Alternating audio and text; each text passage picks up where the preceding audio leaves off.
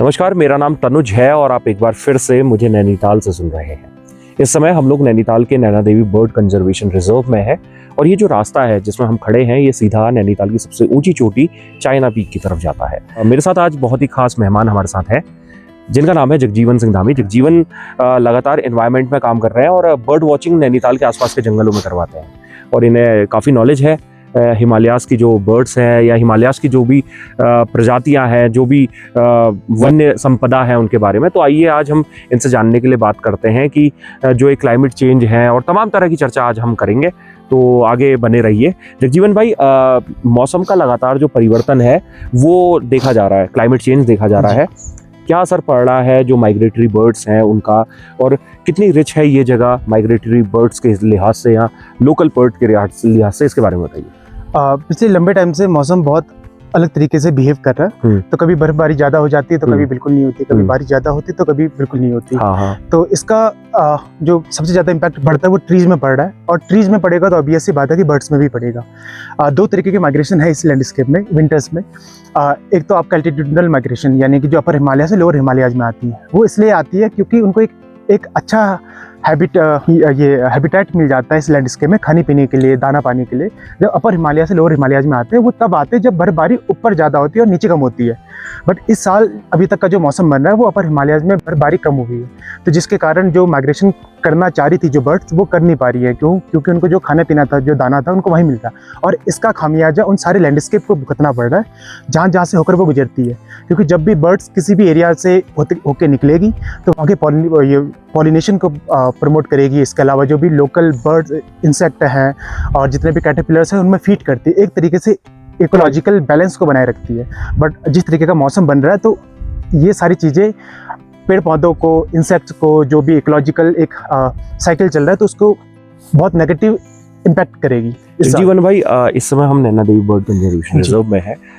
बर्डिंग के लिहाज से कितनी रिच ये जगह है, कौन कौन सी प्रजातियां बर्ड्स की यहाँ पे पाई जाती हैं, कितनी माइग्रेटरी बर्ड्स यहाँ पे पहले देखी जाती थी और अब उनमें कमी आई है, इसके बारे में बताइए। मोर देन 350 बर्ड्स इस पूरे के पूरे लैंडस्केप में रिकॉर्ड हुई हैं। कुछ ठहरती हैं यहाँ पर और कुछ आसमान से उड़ते हुए चली जाती हैं, जिनमें से गॉसहॉक या ईगल या बाकी वल्चर्स उनमें से एक है। बट इस लैंडस्केप की बात करें तो एक्सेंटर है, एक्सेंटर में भी 3 तरीके की प्रजातियां हैं, वो काफ़ी रिच है यहाँ पर। इसके अलावा ब्रॉडबिल आती हैं, ग्रॉसबीक आती हैं, और बहुत सारे ब्लैक बर्ड हैं वो आती हैं, और कुछ नेटिव बर्ड्स हैं जैसे ब्लू व्हिस्लिंग थ्रश है या रूफस सिपिया है, या फिर कौवे की प्रजाति है, लार्ज बिल्ड क्रो और रेवन, और इसके अलावा जे। तो ये सारी बर्ड्स यहाँ पर आती है स्पेसिफिकली। ठीक है जगजीवन भाई, अगर कोई पर्यटक नैनीताल आना चाह रहा है, और बर्डिंग भी एक पर्यटन का आयाम बन सकता है, ठीक है, क्योंकि जो नैनीताल आसपास के जो इलाके हैं वहाँ पे बर्डिंग हो सकती है, तो कैसा एक उभरता हुआ प्लेटफॉर्म है रोजगार के नज़रिए से? और अगर कोई नैनीताल आना चाह रहा है और वो बर्डिंग करना चाहता है, कैसे आपसे संपर्क कर सकता है, क्या फीस रहती है, क्या चीज़ें रहती है, पूरी जानकारी दीजिए। बर्डिंग का जो सबसे बेहतरीन सीजन माना जाता है वो विंटर्स का है, जिसमें आपको नेटिव बर्ड्स भी दिख जाती है और माइग्रेटरी भी दिख जाती है।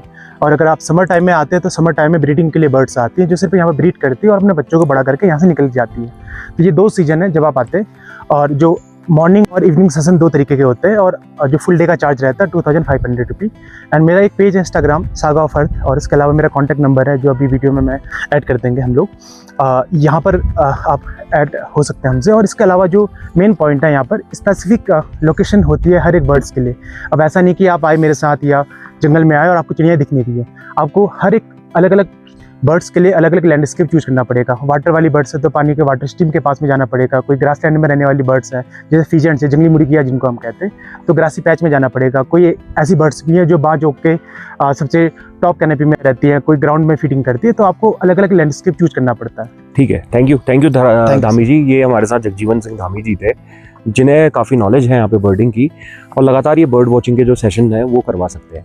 आज हम भी इस रूट में बर्डिंग करने जा रहे हैं और तमाम तरह की जो यहाँ की माइग्रेटरी बर्ड्स हैं, नेटिव बर्ड्स हैं, उनका हम दीदार करेंगे। मेरे साथ बस इतना ही। अगर आप भी नैनीताल में आकर बर्डिंग का आनंद लेना चाहते हैं तो धामी जी से संपर्क कर सकते हैं, और यहाँ के खूबसूरत नज़ारों के साथ साथ यहाँ पर पाई जाने वाली जो बर्ड्स हैं उनका दीदार भी कर सकते हैं। धन्यवाद। Thank you.